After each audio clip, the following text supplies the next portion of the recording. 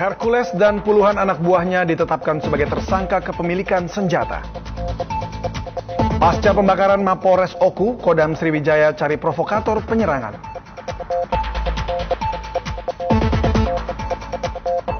Belasan pasien Jamkesmas terlantar di gudang Rumah Sakit Karya di Semarang, Jawa Tengah.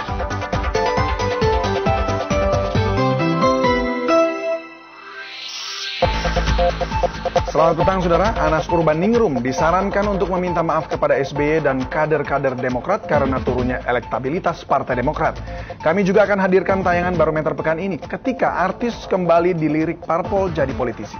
Inilah liputan petang selengkapnya bersama saya David Silahoy.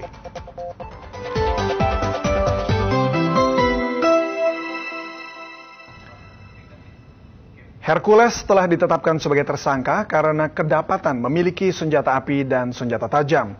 Hercules ditangkap polisi kemarin dalam operasi pemberantasan premanisme. Bersama Hercules, 50-an orang juga ditangkap polisi.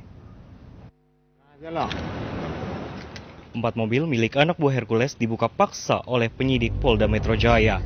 Di dalam mobil didapati berbagai senjata api dan juga senjata tajam, seperti parang, panah, belati, dan senjata api lengkap dengan pelurunya. Tetapi tim kuasa hukum Hercules menyaksikan keempat mobil tersebut milik anak buah Hercules. Tadi malam memang saya di sana bahwa mobil 2 ini begitu saya sampai di sana mobil langsung dibawa kemari. Kenapa tidak, saya sudah tahu bahwa saya sebagai seorang pengacara, kenapa dia tidak membuat suatu berita acara pembawaan mobil? Ini yang menjadi masalah kita ke semalam itu. Saya kecewa berat semalam itu. Atas temuan ini penyidik menetapkan 50 orang termasuk Hercules sebagai tersangka. Mereka dikenakan pasal 160 yaitu penghasutan dan melawan petugas yang sah, 214 pasalnya. Kepada saudara Hercules juga dikenakan pasal Undang-Undang Darurat tahun 51 nomor 12 karena pada rumahnya ditemukan juga senjata jenis FN dengan pelurunya 27 ya, tanpa izin. Hercules dan kelompoknya ditangkap kemarin petang dengan perlawanan sengit di daerah Kembangan, Jakarta Barat.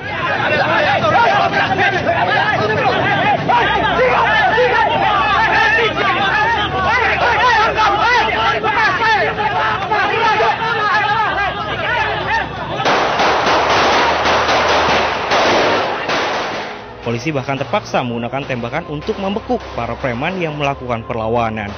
Menurut polisi, penangkapan Hercules dan gerombolan ini berdasarkan atas laporan warga Jakarta Barat yang merasa resah dengan tindakan premanisme yang kerap dilakukan berupa pemerasan hingga ratusan juta rupiah demi alasan keamanan.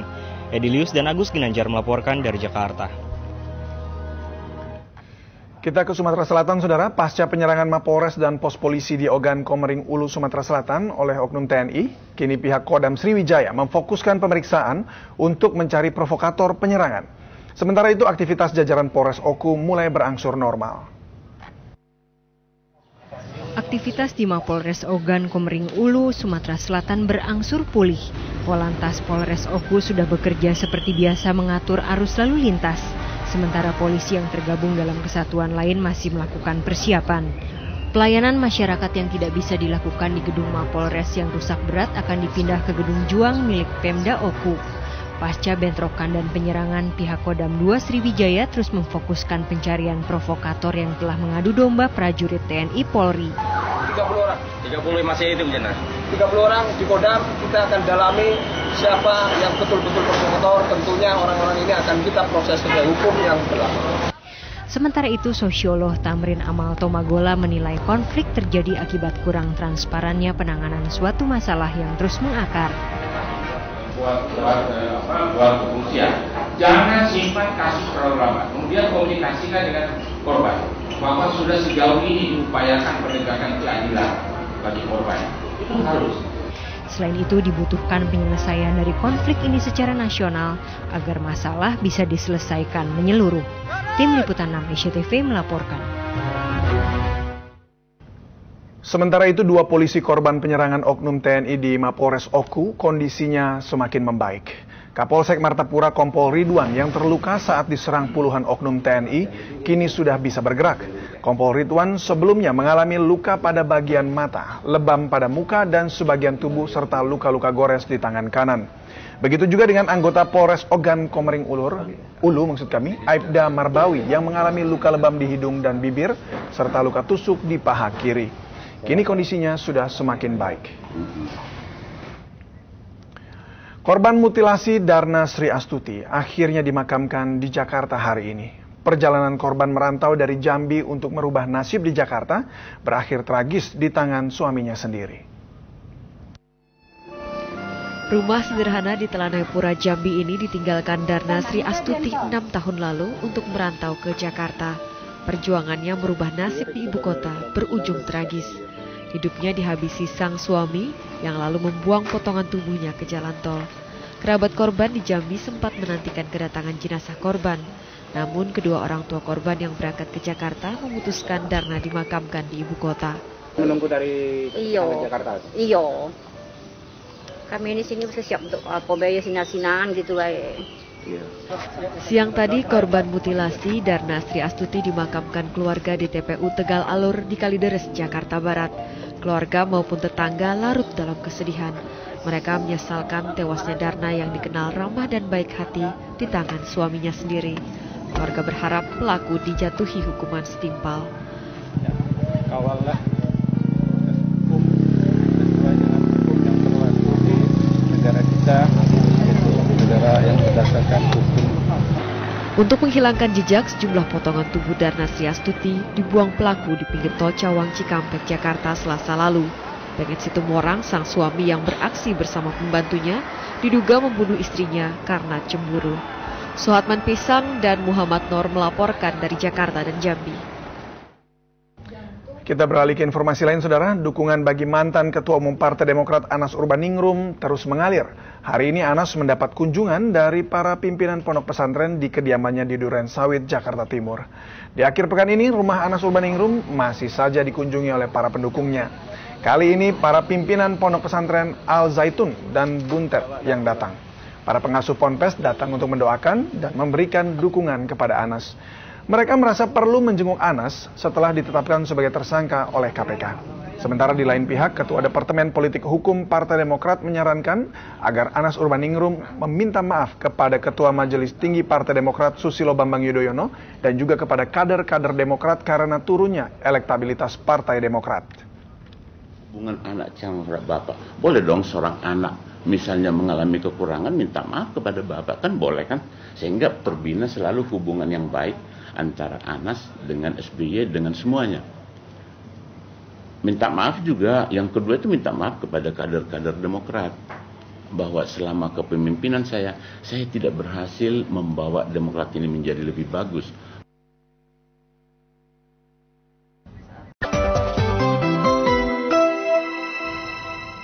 Anda masih menyaksikan Liputan 6 Petang. Saudara, artis kembali dilirik partai politik untuk duduk di kursi legislatif dan eksekutif. Tetapi artis yang menjadi politisi lebih banyak menjadi sorotan karena tindak tanduknya banyak diikuti oleh para fansnya. Inilah barometer pekan ini ketika artis jadi politisi.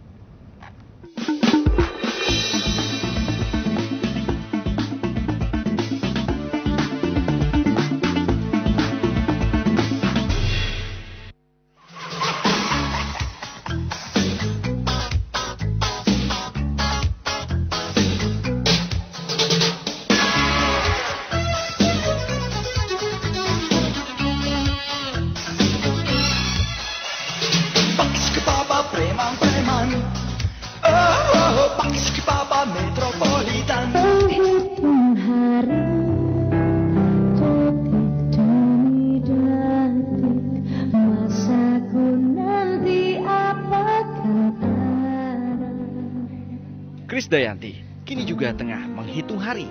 Penyanyi bersuara merdu, berbadan seksi, dan punya lika-liku hidup menarik. Kini memastikan terjun ke partai politik. KD bergabung dengan Partai Hanura, partai yang didirikan oleh Wiranto. Kita bicara tentang politik, saya harus punya product knowledge yang besar tentang politik, dan saya sekarang masih dituntut untuk bisa konsentrasi dengan anak-anak balita saya gitu kan. Jadi saya masih belum memberanikan diri untuk mencalonkan diri sebagai legislatif di 2014.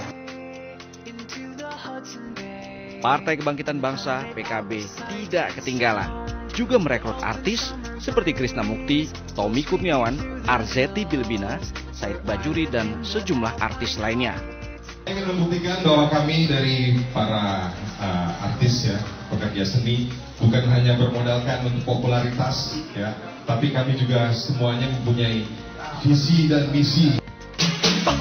Partai Amanat Nasional juga mengambil ancang-ancang yang sama. Artis papan atas mulai dari Desi Ratnasari, Hengki Kurniawan, hingga Ikang Fauzi menjadi caleg PAN. Investasi politik ini ya juga ibadah ya, jadi tapi mesti ikhlas.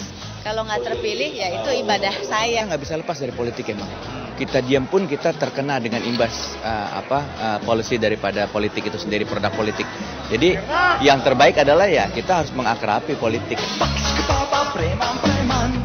Kepopuleran sebagai artis memang sudah menjadi modal kuat meraih suara. Seperti di pemilu tahun 2009, 18 orang artis sukses meraih kursi di DPR. Bukan sulap, bukan sihir. Selain kursi legislatif, kini kursi eksekutif pun diincar. Sulap Limbat bahkan telah mendaftarkan diri menjadi calon wakil Bupati Tegal berpasangan dengan Bupati Petahana Heri Sulistiawan. Meski berniat jadi bupati, pesulap ini tetap mempertahankan gayanya. Tidak mengeluarkan suaranya meskipun sedang diwawancarai. Intinya kita kembalikan semuanya kepada masyarakat. Kalau memang terpilih, ya secara otomatis konsekuensinya master harus tercurah semuanya untuk masyarakat Kabupaten Tegal. Jika nantinya terpilih sebagai kepala daerah, Limbat mungkin menjadi satu-satunya kepala daerah yang tidak pernah berbicara. Artis memang pandai memainkan banyak peran. Beberapa artis terbukti sukses memenangkan hati rakyat seperti Deddy Mizwar di Pemilu Kada Jawa Barat. Begitu pula artis Rano Karno yang sukses menjadi wakil gubernur Banten. Bukan hanya pemerintah daerah yang diincar artis, menjadi orang nomor 1 di pemerintah pusat di tengah dijajal Rhoma Irama. Menambah lagi sebuah keyakinan bahwa memang dorongan ini ada. Artinya saya menyamakan siap.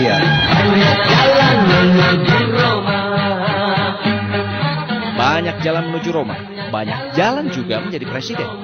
Kini Raja Dangdut coba peruntungan menjadi raja di negeri ini alias menjadi calon presiden. Ya, memang adalah hak semua orang untuk berkiprah di dunia politik, termasuk oleh artis. Banyak artis yang telah membuktikan dirinya juga handal di dunia politik. Sebut saja Nurul Arifin dan Tanto Yahya di Partai Golkar. Tapi tidak sedikit artis yang akhirnya tidak bisa menjalankan amanah yang diembannya dan tersandung kasus korupsi, bahkan rumah tangganya pun berantakan.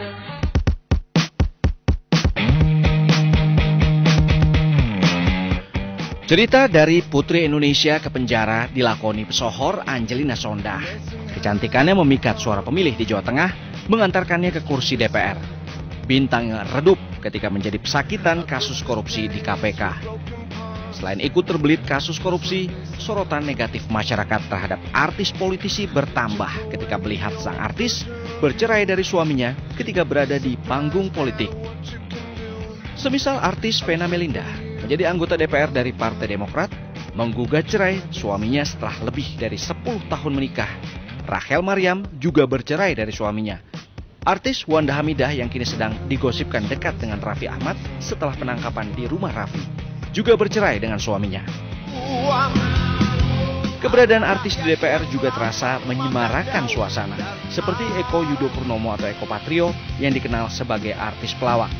Anggota DPR dari fraksi PAN ini tampil meyakinkan di sidang paripurna. Disampaikan oleh Eko Yudho Purnomo Eksos, nomor anggota 131. Tetapi Eko Patrio belum bisa melepaskan profesi lamanya sebagai komedian yang disaksikan jutaan pasang mata pemirsa. Ibu punya handphone nggak, Bu? Saya mau pinjem dong, Bu. Ingin mau bilang sama ibu saya bahwa guru saya cantik sekali. Masyarakat mungkin sulit menerima wakil rakyatnya tampil di panggung politik dan panggung lawak sekaligus. Walaupun terkadang panggung politik juga seperti panggung lawakan. Tapi keberadaan artis yang jadi politisi lebih banyak mendapat sorotan masyarakat. Apalagi tingkah lakunya kerap dicontoh masyarakat yang mengidolakannya. Saudara, demikian Barometer pekan ini. Sampai jumpa pekan depan.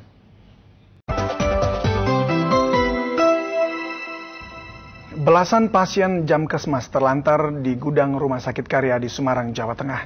Sementara di Jakarta, seorang siswi SMP tewas setelah ditolak 4 rumah sakit dengan alasan ruangan ICU penuh.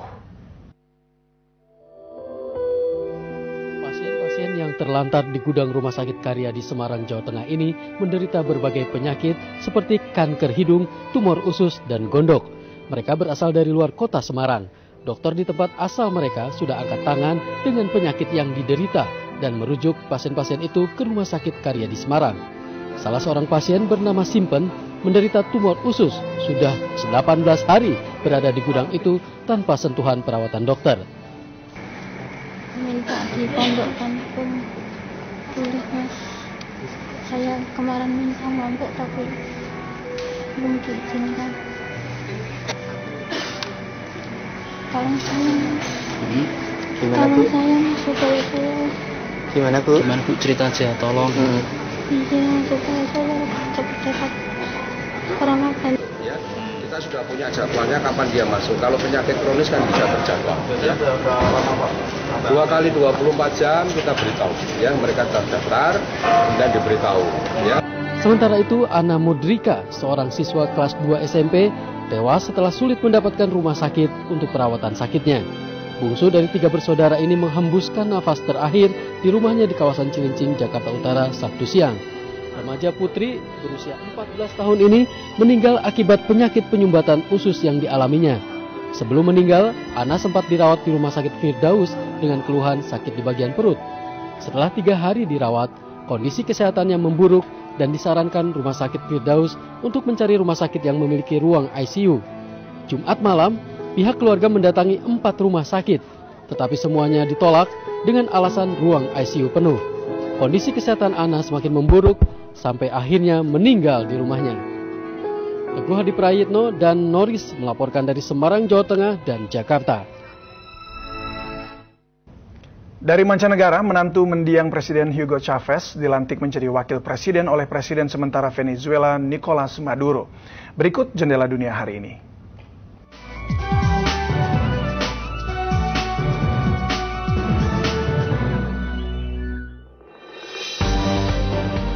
Setelah 5 hari berembuk, para kardinal gereja Katolik dari seluruh dunia sepakat mulai konklav untuk memilih paus baru pada 12 Maret mendatang. 115 kardinal akan mengikuti proses pemilihan hingga salah satu mendapatkan 2/3 dari jumlah suara atau 77 suara. Beberapa jam setelah pemakaman mendiang Presiden Hugo Chavez, Venezuela melantik wakil presiden Nicolas Maduro sebagai presiden sementara. Nicolas Maduro diambil sumpahnya di depan jenazah Chavez. Maduro kemudian melantik menantu Chavez, Jorge Arreza, sebagai wakil presiden.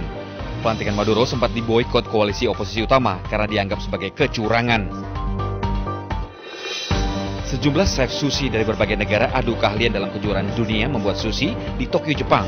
Berbagai macam sushi disajikan para chef ini. Pemenangnya tim dari Swedia yang dipilih dari pengunjung dan para juri.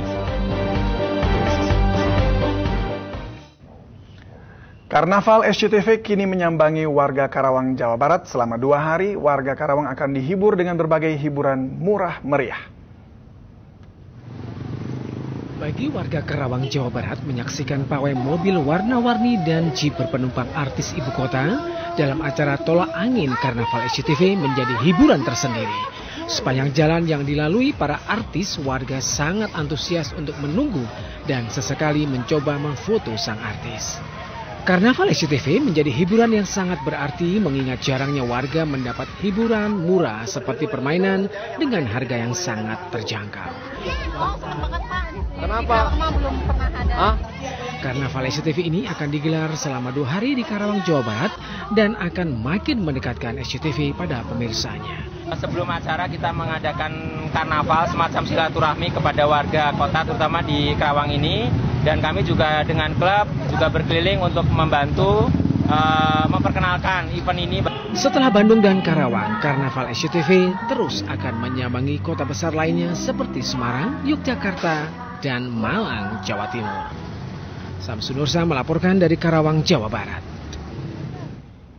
Sebelum liputan 6 petang kami akhiri, saya David Silahoy mohon pamit kepada seluruh pemirsa SCTV. Hari ini hari terakhir saya menemani Anda di layar SCTV. Saya berterima kasih yang sebesar-besarnya untuk kepercayaan yang diberikan oleh Anda selama 7 tahun ini untuk terus menyaksikan saya di layar liputan 6. Bila ada kesalahan atau yang kurang berkenan, saya mohon maaf. Akhirnya terima kasih Anda telah bersama kami petang ini. Semoga hari Anda menyenangkan dan sampai jumpa di lain kesempatan. Salam SCTV.